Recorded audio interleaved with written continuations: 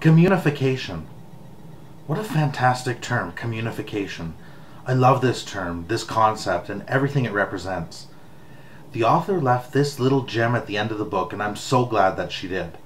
It was rewarding to see how she was able to wrap up all the ideas and concepts in this book into one extraordinarily simple and yet complexly rich idea.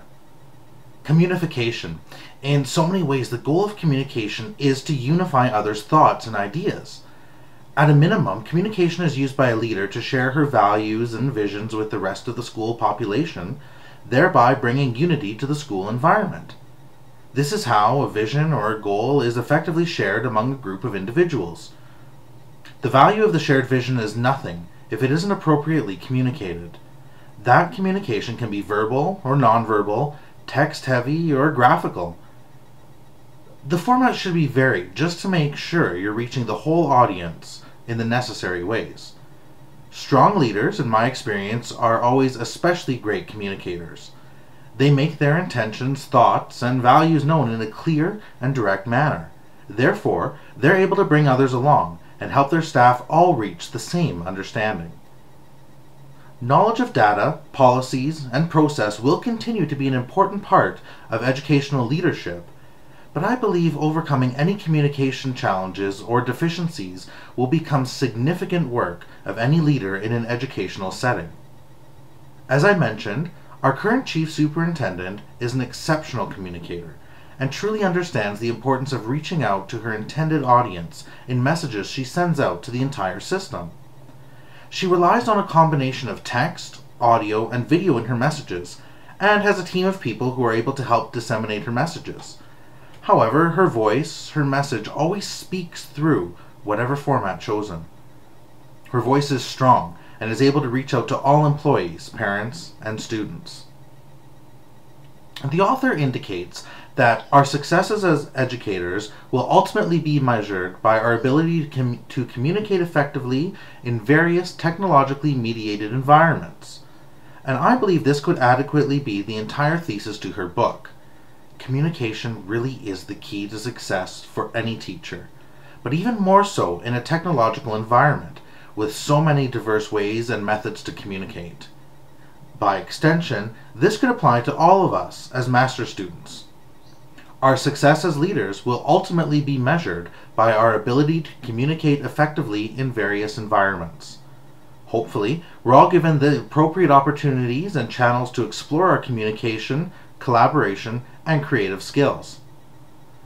As she's concluding her book, the author indicates that rethinking technology in schools absolutely requires educational leaders. Leaders who try to understand their students, try to understand the communication and technologies, try to find authentic educational purpose, and try to shift the focus of educational technology away from simple access or specific skills. Because I've generally been in agreement with the author's claims and theories so far, I want to examine how my own practices align with her 4-point plan: understanding students, technology, pedagogy, and technological pedagogy. First, understanding students. This is a critical step in rethinking the way that schools are run. At a very basic level, we need to understand the needs of our learners. As educators, we need to understand the diverse ways in which students learn, and we need to understand ways that we can help facilitate that learning.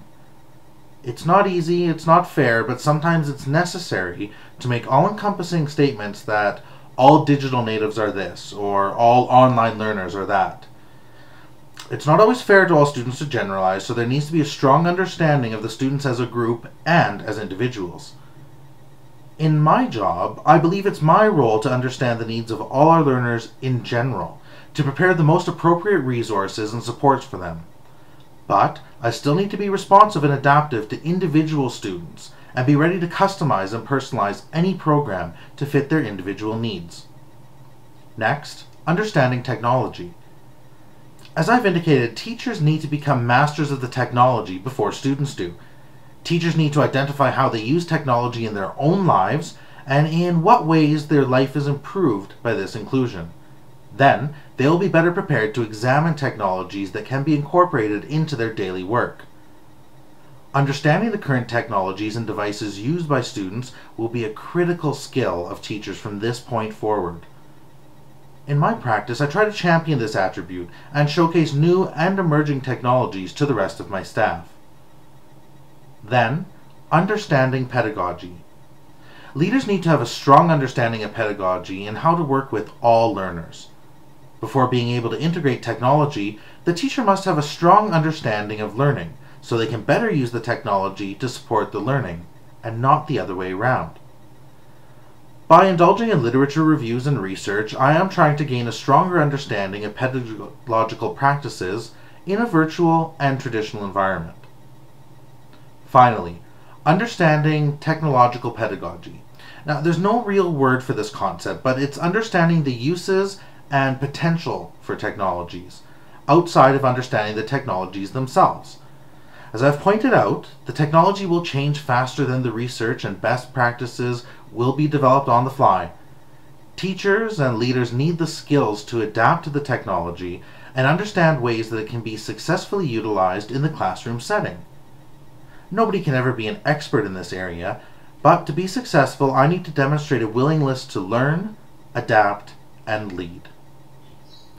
I believe I've been demonstrating those characteristics over the past year, and with the affirmations I've received from this book, I know I will continue on the path that I'm on.